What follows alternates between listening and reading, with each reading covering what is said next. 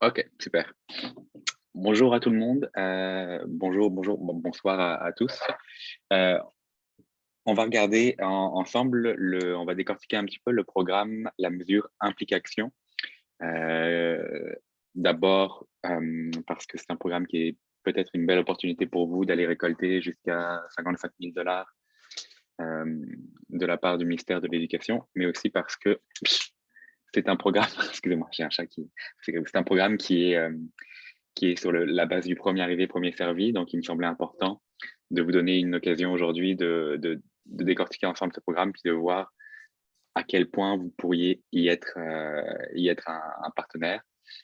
Il y a eu plusieurs séances d'information qui ont été organisées par les URLS. Vous allez m'entendre beaucoup parler des URLS, qui sont les unités régionales de loisirs et de sport, puisque c'est un programme qui est basé sur le loisir culturel. Donc peut-être que vous avez déjà suivi une de ces formations, ça va être très redondant, mais l'objectif de la fédération ce soir, c'était aussi d'offrir une séance en prenant en compte que les gens qui sont intéressés pour ce programme sont des bénévoles et que donc il y a des horaires de travail qui ne collent pas avec les horaires proposés. Donc on va vraiment se concentrer ce soir sur ce que le loisir culturel, ce que les sociétés d'histoire et les organismes en histoire et en loisir culturel peuvent faire pour pouvoir entrer dans ce programme. Très rapidement, puis n'hésitez pas à m'interrompre si vous avez des questions ou si vous voulez qu'on regarde un point en particulier. Rapidement, le programme Implique Action est en place jusqu'en mars 2024 et le principe de cette mesure, c'est de mener une campagne de sociofinancement, de financement participatif, de collecter des dons dans votre communauté. L'argent récolté pourra servir à soutenir les activités de vos bénévoles ou à bonifier vos pratiques pour le recrutement, l'encadrement, la rétention de bénévoles. Si vous êtes ici, c'est parce que vous êtes admissible, vous êtes des organismes à but non lucratif, actifs dans le milieu associatif du loisir et membres d'une organisation nationale de loisirs reconnue comme l'est la Fédération d'Histoire Québec. Et puis, très schématiquement, le principe, c'est qu'à partir de 1 000 dollars récoltés, le ministère de l'Éducation contribue et ajoute 4 fois les sommes récoltées. Donc, pour 1 000 dollars, le ministère ajoute 4 000 dollars, vous avez un total de 5 000 dollars. Si vous mettez un objectif de 11 000, qui est le maximum, le ministère ajoute 44 000, donc vous avez un total de 55 000, qui peut être fait en une fois, en un projet ou cumulé. On verra plus tard pour cet aspect-là. Rapidement sur les grilles d'évaluation avant qu'on entre dans les présentations. Donc, vous pouvez tout à fait vérifier que vous êtes des organismes admissibles par votre statut légal et par le projet. Le projet, on verra ça plus tard dans la présentation plus large. Donc, OBNL, membre d'une URLS, d'une fédération sportive ou d'un ONLC, c'est l'abréviation, l'acronyme, pardon, pour organisme national de loisirs culturels. En étant membre de la Fédération d'Histoire Québec, vous répondez à ce critère. Œuvre au niveau local ou régional, c'est-à-dire que nous-mêmes, la fédération, ne serions pas admissibles, mais vous, qui êtes actif dans un territoire, vous l'êtes. À une mission principale en lien avec le sport, le loisir et le plein air, on entre dans la catégorie du loisir culturel. N'a pas la philanthropie comme mission principale, donc vous n'êtes pas des fondations. Et les enjeux de gouvernance sont corrects. Puis le projet, on verra plus tard comment qualifier un projet dans ce programme. OK, pour la suite, je vais changer de partage et je vais vous faire part de la documentation qui était fournie par Nathalie Sohu de la Ruche. Donc, si vous avez suivi les présentations des URLS, on va vraiment les faire dans le même sens. La mesure implique action en bref, donc un programme de 2,7 millions de dollars par le ministère de l'Éducation qui finance à hauteur de 80% vos projets en loisirs et en sport. 80%, c'est ce que je vous disais, c'est que, hop, diapo suivante, vous avez 1/5 de votre financement qui vient de la communauté des dons et 4/5 qui vient de la bonification par le ministère de l'Éducation. Donc 1 000 dollars, 4 000 dollars, etc. On a déjà vu cet aspect. Si je vais trop vite, arrêtez-moi, mais quoi qu'il arrive, vous aurez ces documentations à la fin pour les consulter au besoin. Conditions à respecter en cours de à respecter. Donc, quand vous allez soumettre un projet, vous allez également soumettre un gabarit financier, incluant un objectif. L'objectif, c'est ce que vous prétendez, ce que vous espérez récolter en termes de contribution des donateurs. Pour pouvoir avoir la contribution du ministère de l'Éducation, il faut que vous atteigniez votre objectif, 100% de l'objectif. Si vous donnez un objectif de 2 000 $ et que vous n'atteignez pas les 1 000 $, malheureusement, le ministère va refuser de bonifier 4 fois la somme, même si vous avez fait 1 999. Il y a des petites choses à savoir comme obtenir des contributions de moins 25 contributeurs individuels. Ça veut dire que si vous faites 1 000 $, ça doit être 25 dons de 20 $, si je ne me trompe pas. Chaque contribution est plafonnée à 20% de l'objectif de la campagne. Donc, encore une fois, si vous avez des très généreux donateurs, c'est pas forcément un atout pour vous. Il faudrait plutôt fractionner les dons, avoir plutôt plusieurs petits dons qu'un seul. Important à savoir, la contribution gouvernementale n'est pas permise dans ce projet. C'est-à-dire que si vous avez de l'enveloppe discrétionnaire d'un député fédéral ou provincial qui pourrait être intéressante, malheureusement, elle ne peut pas être considérée dans cette campagne.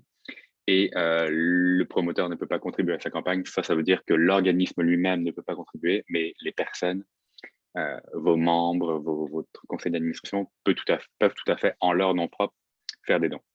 C'est juste que si la Société d'Histoire Intel ne peut pas faire un don au nom de l'organisme. Puis, j'ai ajouté à cette présentation de Madame Delaruche, donc l'objectif minimal à atteindre est de 1 000 $. Si la somme n'est pas atteinte, vous conservez les dons collectés, mais vous ne bénéficiez pas de la bonification, ce que je vous expliquais. Et seul l'objectif visé est bonifié par la demande. Par exemple, si vous mettez un objectif minimum de 1 000 $, mais que vous récoltez 2 000 $, l'aide du ministère va uniquement se bonifier sur l'objectif et non pas sur le résultat final. Donc 4 000 et non pas 8 000. Est-ce que c'est clair? C'est comme un petit peu un jeu de poker, mais Ben oui. ouais, c'est comme est-ce que je vais l'atteindre ou pas? Ok, on va changer de diapo. Parfait. Oui, c'est beau, merci. Ok. Ok. Donc, un projet doit être circonscrit. Ça, c'est vraiment l'idée qu'on peut délimiter un projet qui n'est pas du fonctionnement habituel, mais qui peut être daté dans le temps, qui peut être estimé en termes de ressources humaines, de ressources financières. Puis, c'est vraiment tout l'enjeu du gabarit et de la demande, du formulaire de demande qu'on va regarder. Être une initiative en matière de loisirs, ça c'est bon. Avoir un objectif de campagne entre 1 000 et 11 000 $. Donc, 11 000 $, c'est vraiment la subvention maximum. C'est parce que la subvention maximum que vous pouvez aller chercher est de 44 000 $. Il doit s'inscrire dans une action bénévole. La plupart du temps, c'est l'objectif que vous avez, la gouvernance que vous avez, et poursuivre un des objectifs suivants en matière de bénévolat en loisirs culturels, donc soutenir les associations, soutenir le bénévolat, encourager vos activités de plein air. Encore une fois, gardez toujours en tête que comme c'est un projet qui vient du ministère de l'Éducation, c'est très pensé loisirs sportifs et plein air, mais le loisir culturel rentre dedans. Notre mission à la fédération, c'est de taper du poing sur la table, puis de dire, n'oubliez pas le loisir culturel, on veut que nos membres soient admissibles à ce genre de projet. Qu'est-ce que je disais? Donc, les objectifs, ça doit être vraiment soutenir vos activités de bénévoles, mais aussi soutenir vos activités de recrutement, de reconnaissance des bénévoles. C'est vraiment le maître mot de votre projet qui doit guider votre demande auprès du ministère.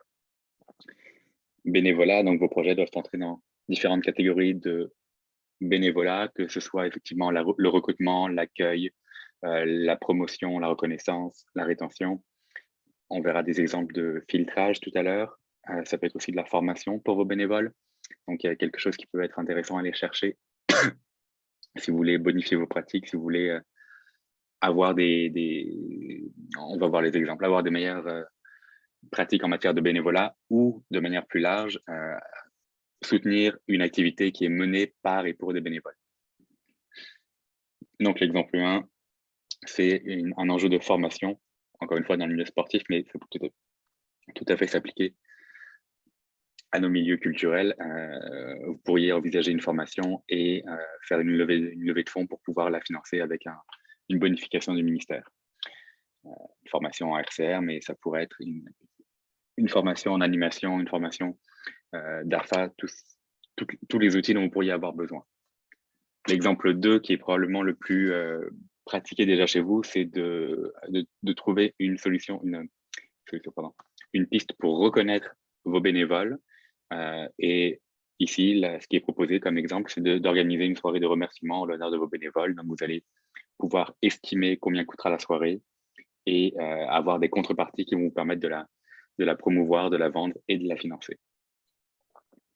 Le recrutement, ici, c'est assez, encore une fois, limité aux loisirs sportifs, loisirs en plein air, mais vous pourriez avoir des campagnes de recrutement qui sont financées par cette mesure.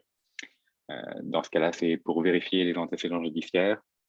Puis, vous savez que c'est un coût d'aller à la SQ ou au SPVM pour faire cette demande, si c'est le cas dans vos organismes, si vous êtes avec des populations vulnérables, par exemple, des jeunes ou des personnes en perte d'autonomie. OK, dépenses admissibles. On va voir dans le gabarit à quel point on peut faire entrer ce genre à quel point il faut préciser ce genre de dépenses dans le gabarit et dans la reddition de compte. Donc, dépenses admissibles, achat de matériel, honoraires professionnels, frais de location, salaire, frais de promotion, frais de déplacement. Encore une fois, les dépenses doivent être en lien avec le projet. C'est tout l'enjeu d'avoir un projet qui est très facilement délimité, qui tire profit de vos compétences, mais qui n'est pas votre fonctionnement habituel. Les organismes promoteurs, donc encore une fois, c'est l'admissibilité, on l'a vu pas mal. Vous devez être un OBNL enregistré au REQ. Donc ça, ce n'est pas fait, il est encore temps. Être un organisme local ou régional de loisirs et de sport, c'est votre cas dans la majorité, dans toutes les personnes présentes. Agir dans le milieu associatif du loisir et du sport au Québec, c'est ce que vous faites. Démontrer les preuves d'une saine vie démocratique. Est-ce que c'est ici OK, ça c'est un enjeu qu'on a plus tard. OK. Les preuves d'une saine vie démocratique, on va le voir dans le formulaire, parce que là, ça peut être quelque chose qui va vous demander de vous réunir avec votre conseil d'administration et de vous pencher sur la question. Être membre de l'un de ces regroupements et vous êtes d'une fédération sportive, une fédération de loisirs. Encore une fois, le document a été fait pour le loisir, mais ça s'applique tout à fait pour le sport, mais ça s'applique tout à fait au loisir culturel. Non, pardon, c'est la deuxième ligne. Organisme national de loisirs reconnu par le ministère de l'Éducation, la fédération en État. Donc, le maximum de contribution du ministère, c'était 44 000, je vous le disais, qui peut être en une fois avec un projet dont l'objectif est de 11 000 ou en 5 projets que vous pouvez répartir comme vous voulez. Si vous avez plusieurs ambitions, vous avez tout à fait la possibilité jusqu'en mars 2024 de déposer différents projets tant qu'ils sont identifiables, tant qu'ils sont bien budgétés. Vos partenaires dans ce projet, donc ce sont les URLS, donc les unités régionales de loisirs et de sport. Quand vous allez faire votre premier formulaire, c'est l'URLS qui va recevoir toutes les informations et qui va vérifier que le projet et que l'organisme est admissible et que le projet est qualifiable. C'est lui ensuite qui va, l'URLS va aussi pouvoir vous réorienter aux besoins et il va aussi pouvoir vous emmener à la deuxième étape qui est l'envoi de votre projet à la ruche. La ruche, c'est la plateforme de levée de fonds, de financement participatif qui est mobilisée par le ministère dans cette mesure implication.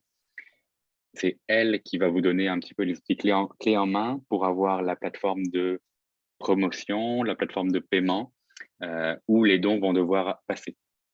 C'est important que les dons passent par la ruche, sinon ils ne sont pas comptabilisés dans votre objectif, dans votre atteinte de l'objectif. Et en plus de cette plateforme, la ruche va vous aider pour avoir des contreparties qui vous permettront d'avoir plus de donateurs, va aussi vous donner des outils de promotion, des outils de image de marque, accompagnement de la campagne. Ils vont vous donner par exemple, un calendrier de promotion, de publication ou d'action pour aller chercher des nouveaux donateurs. Et à la fin, c'est eux qui, une fois l'objectif atteint, vont déclencher les versements.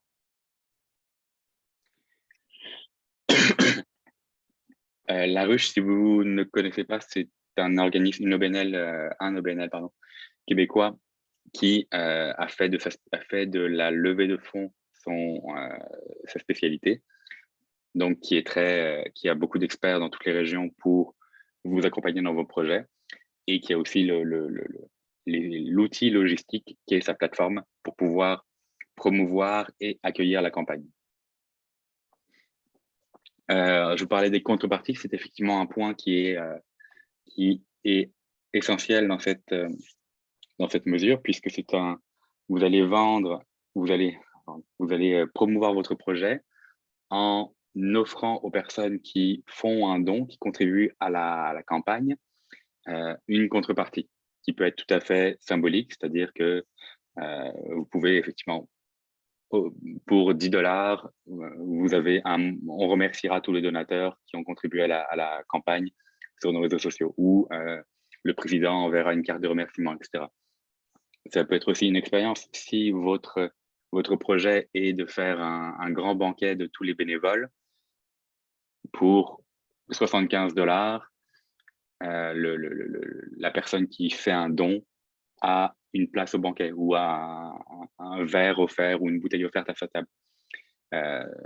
Vous avez également visite des lieux. Vous pouvez tout à fait offrir des avantages en nature qui vous permettront, avec vos ressources et sans sortir de l'argent, d'aller offrir des arguments pour convaincre le monde de contribuer à la campagne. Et puis effectivement, ça peut être des parrainages. Vous pouvez, mais là, je vous laisserai voir avec la ruche pour trouver la bonne contrepartie.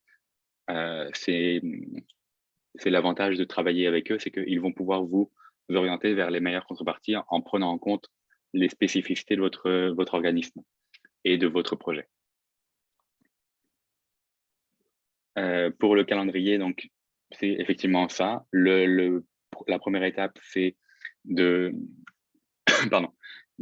sur la page du programme et de soumettre votre projet. Vous allez voir, on va faire le cheminement ensemble pour obtenir la préqualification auprès de l'URLS. L'URLS va ensuite envoyer votre dossier à la ruche et à ce moment-là, la ruche va vous offrir un petit peu le standard de la page de campagne et vous accompagner pour la lancer. Pendant la mettre en ligne et également vous offrir des outils de promotion et de sollicitation avec le travail que vous pourrez faire de réfléchir aux contreparties. Et on va voir le calendrier plus tard pour les versements. OK. Vous avez un petit peu le calendrier de qu'est-ce qui va arriver dans les prochains jours si vous soumettez aujourd'hui. L'acceptation dans un maximum de 90 jours. Une fois que votre dossier est accepté, vous avez au maximum 90 jours pour lancer la campagne. Donc 3 mois. Une fois que la campagne est lancée, vous avez un maximum de 90 jours pour faire vos levées de fonds, faire votre travail de sollicitation. 90 jours, c'est vraiment un maximum. Je pense qu'on recommande 40 à 60 jours parce que c'est quand même beaucoup d'énergie dépensée pour vos troupes d'être actifs pendant 90 jours. Une fois que la campagne est terminée, que vous avez atteint votre objectif, vous avez 90 jours pour tenir votre événement, tenir votre projet, faire les dépenses qui sont prévues dans le budget. Et bien sûr. Et pour vérifier tout ça, vous avez une reddition de compte qui vient à la fin de toutes vos activités. Ça, c'est une présentation de ce que vous pourrez avoir grâce à la ruche. Donc, le parcours, la page de campagne dont je vous parlais, des outils, vraiment des boîtes à outils pour mener votre projet. Super. Est-ce que ça va jusque-là? Je vais chasser le chat et changer de partage. OK.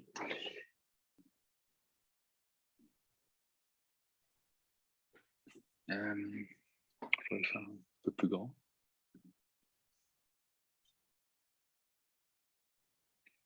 OK. Ça, on a pas mal vu. Le dépôt de votre projet et l'accompagnement de la ruche jusqu'à la fin de la campagne. Ce que je voulais vous montrer, c'était effectivement, si vous voulez vous engager dans cette mesure, les prochaines étapes, ça va être de créer un compte sur la ruche. C'est vraiment assez facile. C'est juste entrer votre adresse courriel. Puis à cette étape-là, sur la ruche elle-même, il n'y a pas de projet à entrer. Ensuite, vous allez pouvoir soumettre votre projet via la page de la mesure et c'est ce dossier qui va être envoyé aux URLS qui eux-mêmes vont chercher, vont évaluer la qualification, la qualificabilité de votre projet. Ensuite de ça, je vous expliquais donc la durée de la levée de fonds, maximum 90 jours, on en recommande plutôt 40 à 60. La ruche vous accompagne pendant tout ce temps pour débuter la campagne, soutenir la communication, identifier les contreparties, en somme, apporter leur expertise en levée de fonds et en communication. Et une fois la campagne finie, vous avez 90 jours pour réaliser le projet que vous avez soumis. Puis à la fin de votre projet, vous avez une petite reddition de compte qui vous permet de vérifier que tout est parti dans les bonnes poches.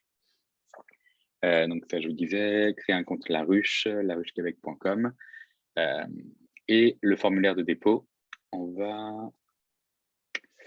Est-ce que c'est assez grand? Est-ce que l'image est claire pour tout le monde? Sinon, Un petit peu plus grand, ça serait peut-être mieux, mais sinon, ça. Bon, ouais, c'est mieux. on va y aller comme ça. On va y aller avec la page. OK. Donc, quand vous allez aller sur la ruche, on va vous demander.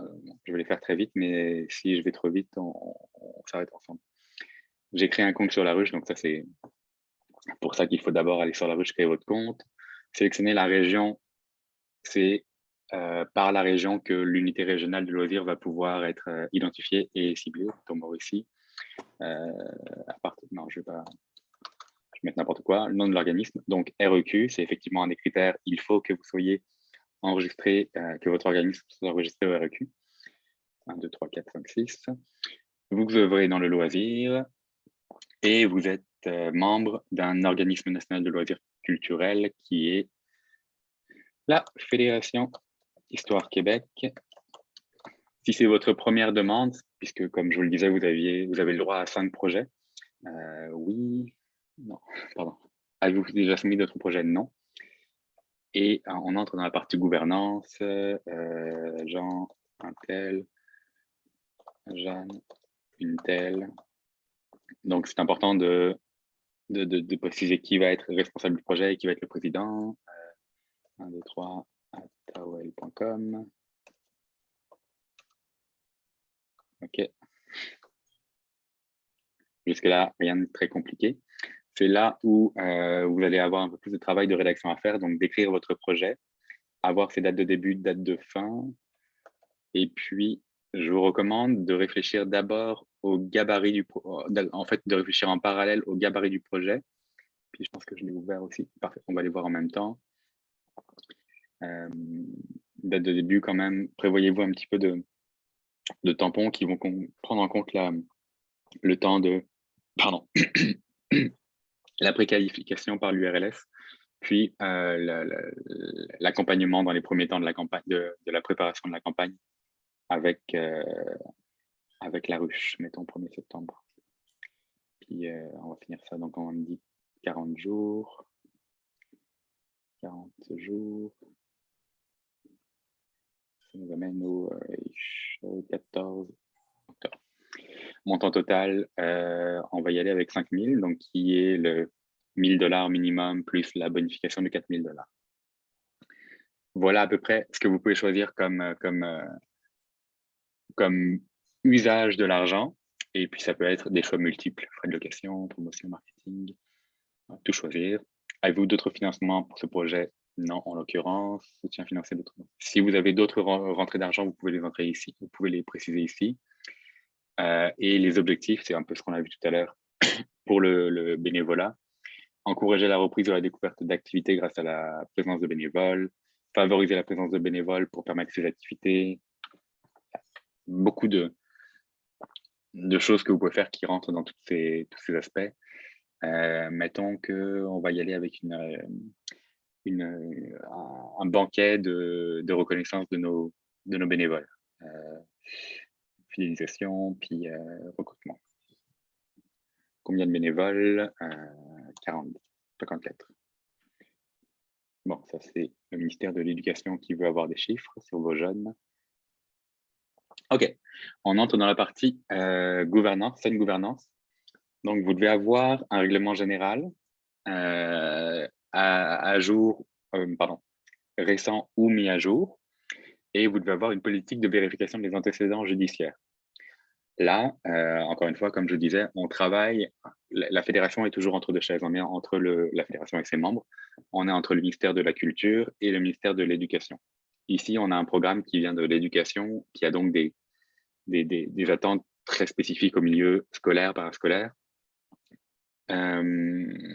Donc, ce qui est demandé, c'est d'avoir un règlement général et une politique de vérification des antécédents judiciaires.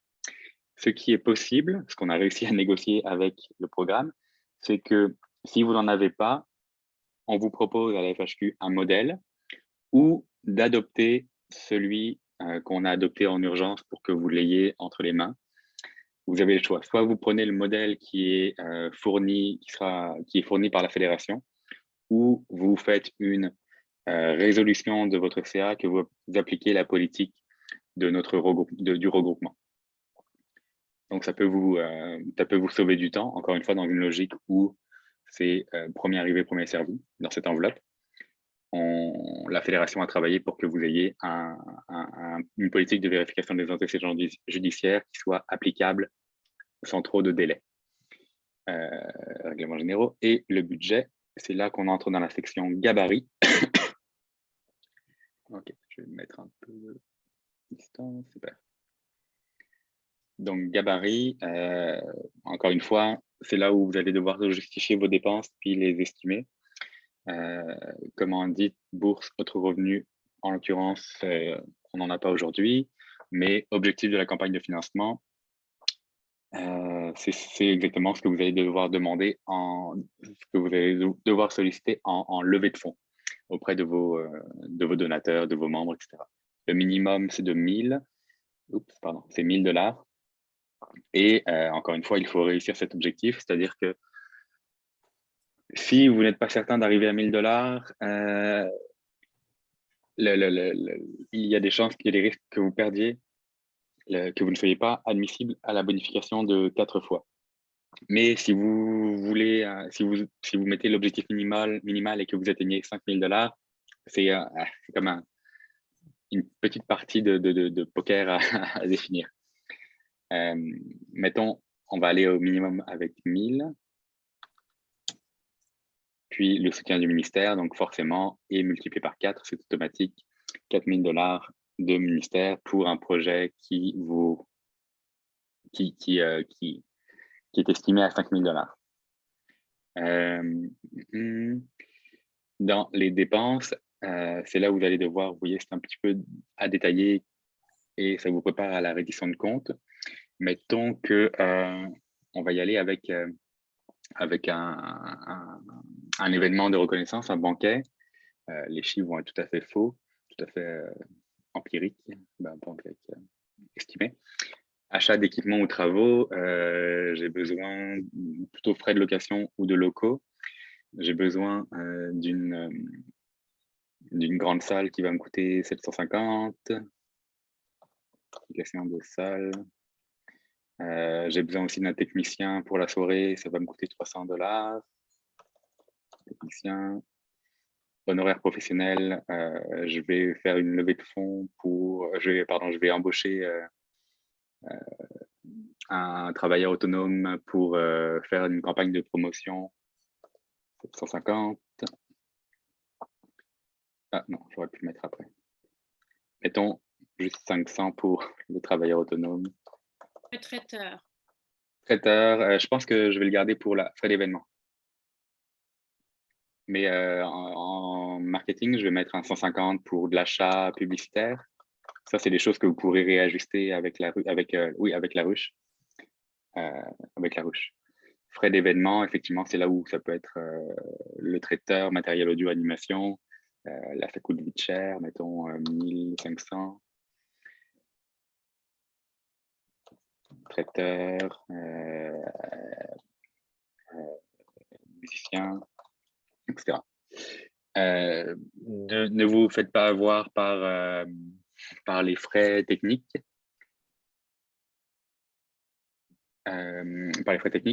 Donc, l'obligation que vous avez, c'est que les dons qui sont récoltés passent par la ruche. Forcément, la ruche a des frais. Il manque des bouts. OK.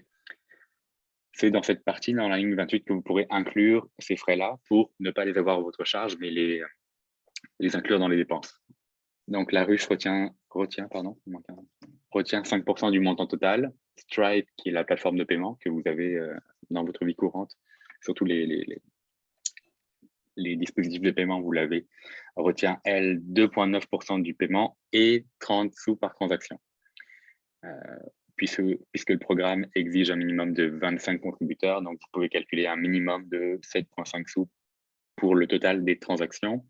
Par exemple, si on est avec 1 000 $ versés par 25 contributeurs, on a 50% qui sont la part de la ruche, 50 $, qui sont la part de la ruche, 29 $ qui sont la part de Stripe et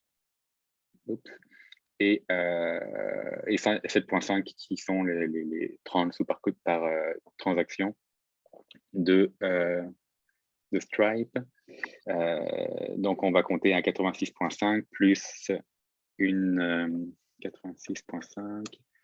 Là, j'ai un total et on va mettre une ligne d'administration d'une trentaine de dollars pour la gestion du projet. C'est ridicule. Ça marche plus. Mettons, j'ai mal calculé, 305 000 fois. Ok, oui, j'avais calculé 10% de gestion de projet, ce qui me revient à 586. J'ai trop d'argent, ça marche pas. Salaire, on va avoir des meilleures conditions pour les personnes qui travaillent au projet, 850. Et puis augmenter le budget de promotion, 250. Se régaler avec un petit peu de vino. Donc, j'ai un 64 $ de trop, mais effectivement, j'arrive avec une soirée qui va demander 5 000 $ d'investissement, y compris la promotion, y compris un 10% de gestion de projet, et qu'on espère couvrir avec 1 000 $ uniquement du public et 4 000 $ de la contribution de la mesure implication. On peut tout à fait ajuster ces chiffres parce que là, je fais un peu n'importe quoi dans le projet pour le remplir, mais vous montrez que dès la première étape, vous devez avoir en tête un projet qui peut être facilement retraçable, qui peut être chiffrable, d'où la question d'avoir un projet circonscrit dans le temps. Une fois que c'est fait, vous voyez, c'est relativement court. La description est un peu plus longue dans la section 3 projet, mais on vous demande avant toute chose de réfléchir à vos dépenses puis à l'échéance de votre projet, au moment où vous souhaitez le faire. Est-ce que, moi je pense que j'aurais pas mal terminé pour cette petite information. Je ne vois plus. Est-ce que vous avez des questions particulières? Est-ce qu'on va pouvoir avoir accès au formulaire et au gabarit, là, si Oui. on veut travailler dessus, c'est ça avant de présenter, là, pour se préparer, tout ça? Absolument, absolument. Moi, je vais vous envoyer demain, j'imagine, si j'arrive, je vais le faire par Zephy, puis j'espère avoir accès à nos courriels bientôt. Mais je vais vous envoyer la captation de la rencontre, le document de présentation PDF de la ruche et le petit document qui vous permettait, où est-ce que je l'ai? Le petit document où j'ai ramassé un petit peu toutes les informations et les liens pour avoir accès au gabarit et au formulaire. D'accord, merci. Bienvenue. Karine? Oui, moi j'avais une question pour les points d'admissibilité. Donc, être membre du milieu associatif. Euh, là, je me suis posé la question, nous ne sommes pas une association. Par contre, nos bénévoles Mhm. sont formés en association, mais moi je travaille pour un musée, donc le musée n'est pas un milieu associatif. Donc, est-ce qu'on est admissible ou pas? Moi, je pense que oui, il faudrait écrire à Slim, la Sport et Loisirs Île de Montréal, pour confirmer. Mais comme je vous disais, Karine, comme je vous disais pour tout le monde, le programme a vraiment été conçu avec des termes très sportifs, plein air, ministère de l'Éducation. Fait que si vous avez une hésitation sur l'admissibilité, c'est que les agents de loisirs culturels dans les URLS, dans les unités régionales, n'ont pas fait leur job comme du monde. Et c'est effectivement à nous et à vous de leur dire, est-ce que ça marche pour nous? Est-ce qu'on est admissible? Parce que on appartient à une fédération, à un organisme national de loisirs culturels. Ça peut être juste une petite confirmation à avoir avec Donc, Île de c'est à qui Montréal. il faudrait que j'écrive? Hmm? C'est à qui je dois écrire? Aviez-vous le courriel de Santiago? Je pense que j'avais transféré le Oui, courriel, mais je vais vous envoyer ça, Santiago aussi. Rousseau.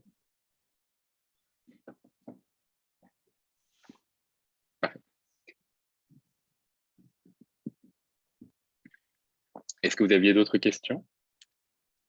Mais le matériel, là, ça peut être quand même assez large. Ça peut être un ordinateur. Mhm. Oui, si je rentre dans le gabarit, achat d'équipements et travaux, matériel requis pour votre projet, amélioration locative, machinerie, outils, ameublement. La seule contrainte, c'est qu'il faut clairement identifier cette dépense comme entrant dans le cadre d'un projet spécifique qui n'est pas du fonctionnement. Bon, d'accord, oui.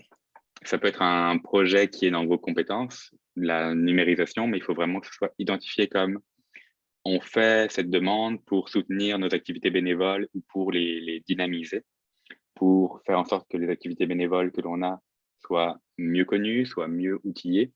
Mais il faut pouvoir dire, bah, ce projet, bah, ça va durer tant de jours, on aura fini à telle période et on pourra faire une reddition de compte. D'accord.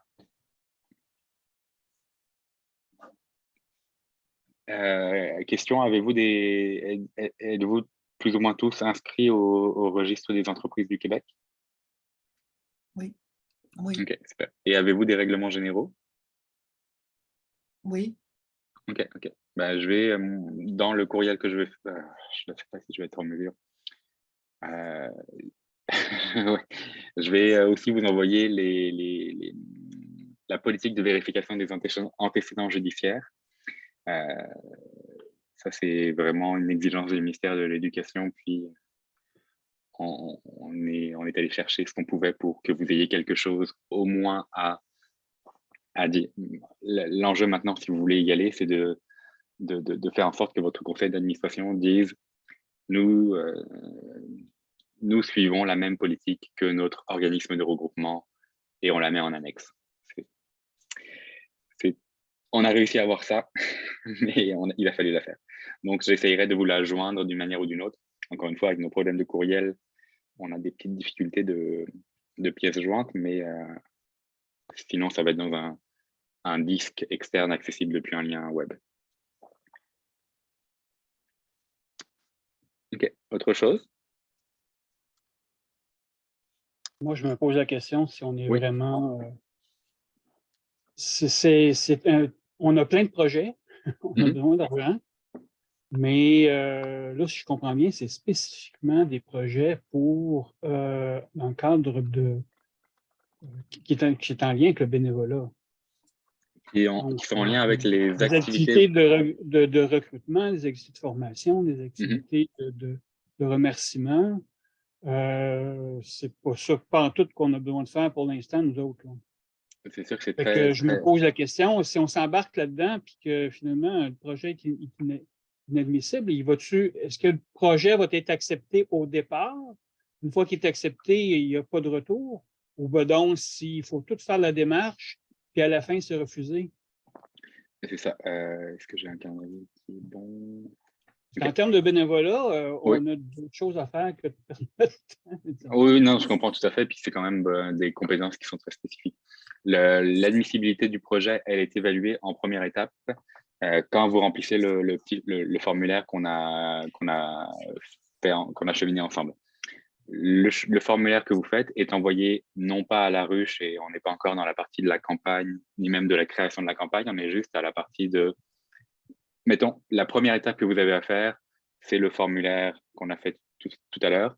Puis c'est à partir de ce formulaire que l'unité régionale de loisirs de sport va dire le projet est admissible ou non. OK.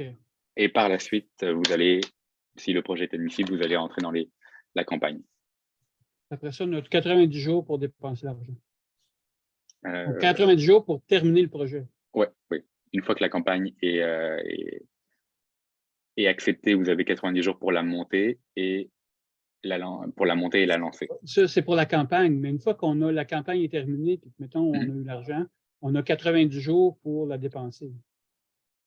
Oui, tout à fait. Si je me souviens bien. Hein. C'est ça. Est-ce que vous voyez mon écran? Oui. 90 jours après la fin de la campagne.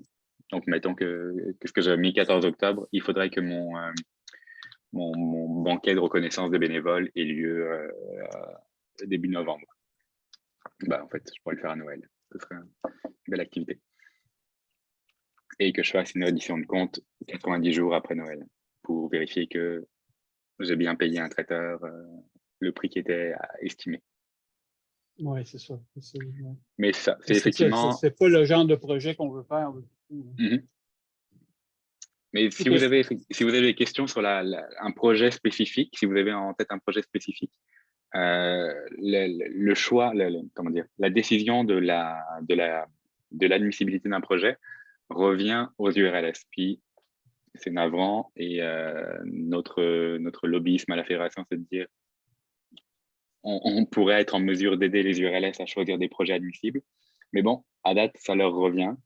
Fait que n'hésitez pas à contacter votre URLS, c'est leur job de vous répondre sur ce genre de projet. Si vous avez quelque chose qui est bénéfique à l'activité bénévole sans être de la rétention, du recrutement, de la rétention, de la reconnaissance bénévole, il y a des choses à aller voir auprès de votre URLS qui va pouvoir vous dire si c'est admissible ou non. OK. Puis l'enjeu de cette campagne, c'est que ça doit être une campagne de levée de fonds. Donc, il faut voir à ce moment si vous êtes disponible, si vous êtes disposé à mener une campagne de levée de fonds qui est toute une pratique spécifique quand même, d'aller chercher vos membres effectivement, puis d'estimer combien de vos membres pourraient donner quel montant. Et si vous avez les reins assez solides pour tenir, c'est ça, 40, 60 jours de campagne de sociofinancement. Ça, comme tel, moi, ça ne m'inquiète pas vraiment. C'est sûr que les modalités d'avoir minimum 25 donateurs, je pense qu'il y a moyen d'aller en chercher 25. Il faut structurer un projet. Là, puis on en a plein de projets structurés présentement, là, mais je ne suis pas sûr que ça fit ça correspond aux objectifs du programme. Je suis convaincu que ça serait convaincu qu'on va partir un autre projet de l'argent spécifiquement pour ça, alors qu'on a besoin d'argent pour d'autres choses. On se tire dans le pied. Comme tous les projets, il faut voir si le financement est vraiment intéressant, si ça peut rejaillir ailleurs. Mais effectivement, si vous avez une base de membres et de donateurs qui est assez efficace, si vous avez 50 personnes qui donnent $20, je le calcule avec la calculatrice, mais je pourrais le faire de tête, vous avez votre $1000 et vous avez donc un $4000 supplémentaire. Oui, mais c'est parce qu'il faut faire le projet qui va avec. Là. Oui, tout à fait. Je n'ai pas $4000, j'ai pas l'équivalent d'avoir... ça ne me donnera pas 300 jours personne pour faire le projet. Pas me donner $5000. J'ai des donateurs, mais je n'ai pas nécessairement 25 bénévoles. Mais c'est une opportunité Non, je comprends que mais ce que je calculer, comprends, c'est que ça risque d'être assez compliqué de de faire un faire projet. fitter un projet dans ce genre de dossier-là. Là. Je ne sais pas si vous êtes comme nous autres, là, mais nous autres, on est en pénurie de bénévoles, comme la pénurie de main-d'œuvre. Hein? Ben, c'est ça, je veux dire, tout à fait, mais en tout cas, bref, ça semble être compliqué. C'est du in and out là, qu'on fait. Là. Pénurie de bénévoles, ça pourrait être justement d'investir dans une campagne de promotion. Puis là, il y a de la formation qui pourrait être faite. Vous pourriez offrir des accompagnements de formation à votre CA actuel, faire une campagne sur les médias sociaux, avoir des achats publicitaires, avoir une activité publique avec une visite, etc., puis payer des salaires au besoin. Dans le sens d'une activité de recrutement, de notoriété et fidélisation, il pourrait y avoir tout à fait des choses qui entrent là-dedans. Si vous avez... C'est ça, c'est un peu le serpent qui se mord la queue. Il faut maintenant avoir les bénévoles pour faire la levée de fonds, pour avoir plus de bénévoles. Je comprends tout à fait les enjeux que vous avez, Karine. Oui, je viens d'avoir... Mm-hmm. L'organisme ne peut pas mettre de l'argent dans la campagne de sociofinancement, mais est-ce que les bénévoles peuvent, parce que je les vois d'ici, nos donateurs sont souvent nos bénévoles qui donnent déjà au château. Donc, je les vois d'ici, là, ils vont vouloir contribuer. Est-ce qu'eux, ils peuvent? Oui, cette ligne-là, c'est vraiment pour dire le Château Ramsay ne peut pas donner à la campagne du Château Ramsay. Mais Karine peut... Oui. D'accord. Pareil, un député ne peut pas donner dans son enveloppe au nom du député, mais si vous êtes à Mercier, vous n'êtes pas à Mercier. Personnel. Voilà, en son nom propre. Ça doit être vraiment des personnes physiques. Voilà. D'accord. Des personnes physiques du domaine civil.